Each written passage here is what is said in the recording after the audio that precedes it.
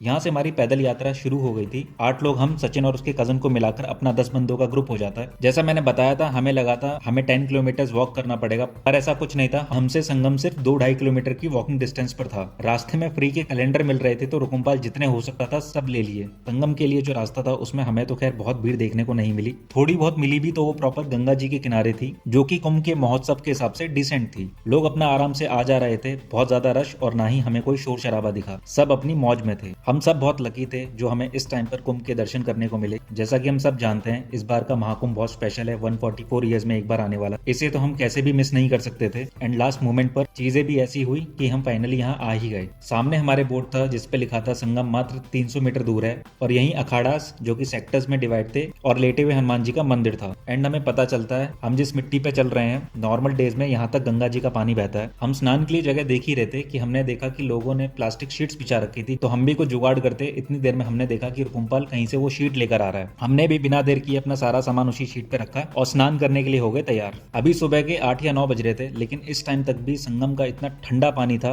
कि उसके क्या ही कहने। पर एक दो डुबकी के बाद ये भी नॉर्मल लगने लगा। पहले तो जाने का मन नहीं कर रहा था, और अब स्नान करके आने का मन नहीं कर रहा था। प्रोटेक्शन के लिए फ्लोटिंग बैरियर्स काफी अच्छे लगाए गए थे। साथ में अंडर वाटर नेट की फेंसिंग थी, ताकि पानी का फ्लो भी बना रहे और पानी गंदा भी ना हो। स्नान करके अब हम बॉटल्स लेते हैं जिसमें हम संगम का गंगा जल भरते हैं। यहाँ से हमें था हम जाएंगे लेटे हुए हनुमान जी का दर्शन करने के लिए, पर जैसे ही हम वहां गए हमें पता चलता है कि योगी आदित्यनाथ जी आने वाले थे, जिसकी वजह से मंदिर कुछ टाइम के लिए बंद कर दिया गया था। वैसे तो उन्होंने कहा कि शाम को 4 बजे तक खुल जाएगा, लेकिन कुछ कंफर्म नहीं था, तो इसलिए हम बाहर से ही दर्शन करके वहां से चले जाते हैं। जब तक सब लोग वापस पार्किंग तक आ रहे थे, उतनी देर में मैं सचिन के साथ निकल जाता हूँ उसकी स्कूटी पर प्रयागराज की गलियों में, क्योंकि हमने सुबह से कुछ खाया भी नहीं था। इसलिए पहला हमारे मन में यही था कि हमें कुछ खाना है। हमें तो यहाँ का कुछ पता नहीं, इसलिए हमने सचिन को अपने साथ बैठाया। वही हमें एक ढाबे टाइप जगह पे ले गया। वहां पर सबने अपना अच्छे से खाना खाया। अब टाइम था हमारे यहाँ से वापस जाने का, तो हम सबने सचिन और उसके फ्रेंड्स को बाय बोला। बहुत अच्छा लगा उससे मिलकर। एंड गाइस, लास्ट में महाशिवरात्रि बस आने को ही है, एंड इसी के साथ कुंभ भी खत्म हो जाएगा। तो जो लोग अभी तक नहीं गए हैं, मैं तो यही सजेस्ट करूंगा कि जाओ। बस अभी 3-4 दिन का टाइम है, बहुत अच्छी जगह है, तो जो कोई भी जा सकता है जरूर जाए और पवित्र स्नान करके आए।